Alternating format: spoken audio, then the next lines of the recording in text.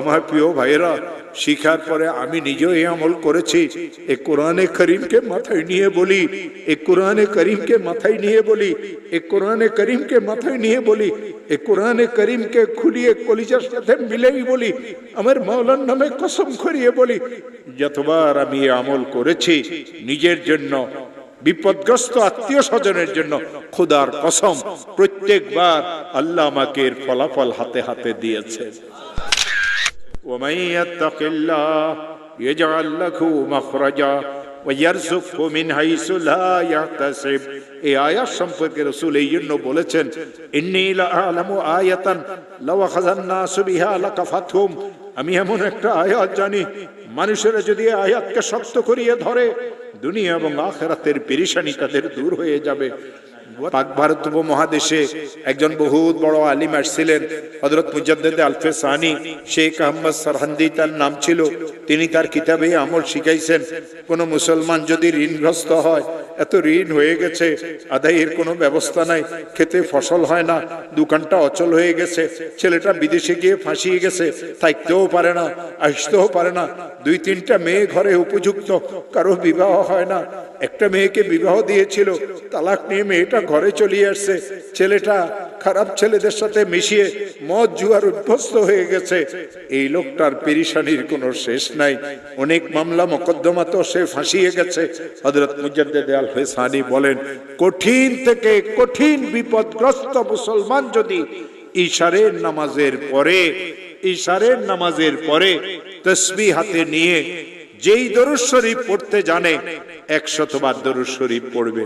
আল্লাহুম্মা সাল্লি আলা সাইয়্যিদিনা মুহাম্মদ, আল্লাহুম্মা সাল্লি আলা সাইয়্যিদিনা মুহাম্মদ, আল্লাহুম্মা সাল্লি আলা সাইয়্যিদিনা মুহাম্মদ।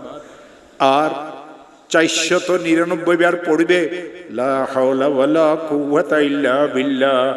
একবার পড়বে লা হাওলা ওয়ালা কুওয়াতা ইল্লা বিল্লাহিল আলিয়্যিল আযীম।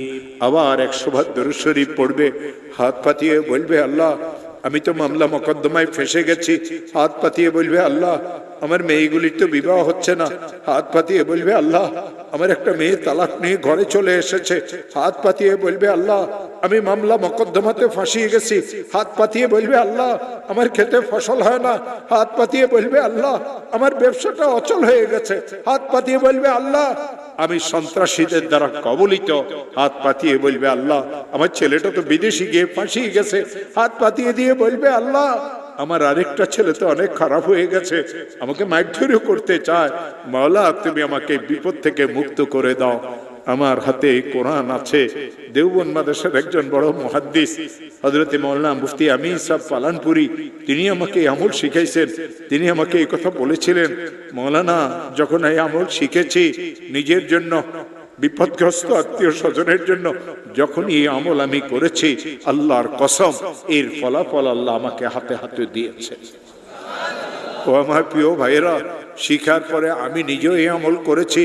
এই কোরআনে করিমকে মাথায় নিয়ে বলি, এই কোরআনে করিমকে মাথায় নিয়ে বলি, এই কোরআনে করিমকে মাথায় নিয়ে বলি, এই কোরআনে করিমকে খুলিয়ে কলিজার সাথে মিলেই বলি, আমার মাওলার নামে কসম করিয়ে বলি, যতবার আমি এই আমল করেছি নিজের জন্য, বিপদগ্রস্ত আত্মীয় স্বজনের জন্য, খোদার কসম প্রত্যেকবার আল্লাহ আমাকে এর ফলাফল হাতে হাতে দিয়েছে।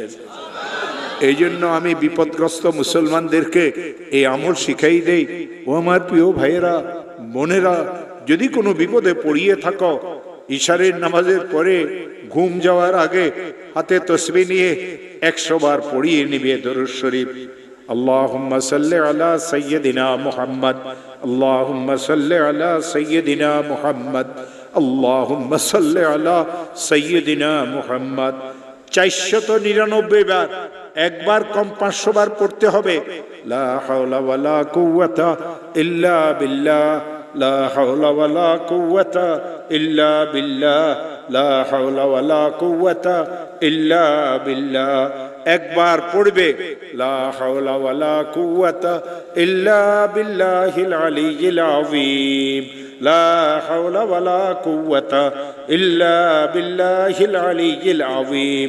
আবার 100 বার দরুদ শরীফ পড়বে, কয়েকদিনে আমল করবে, যতদিন আল্লাহ বিপদ থেকে উদ্ধার না করেন প্রত্যেক রাত্রে একটা একটা ওজিফা আদায় করবে। আল্লাহর কসম খেয়ে বলিয়ে যায়, আল্লাহর কসম খেয়ে বলিয়ে যায়, যত বড় বিপদ হোক আল্লাহ আপনাকে ওই বিপদ থেকে উদ্ধার করে দিবে।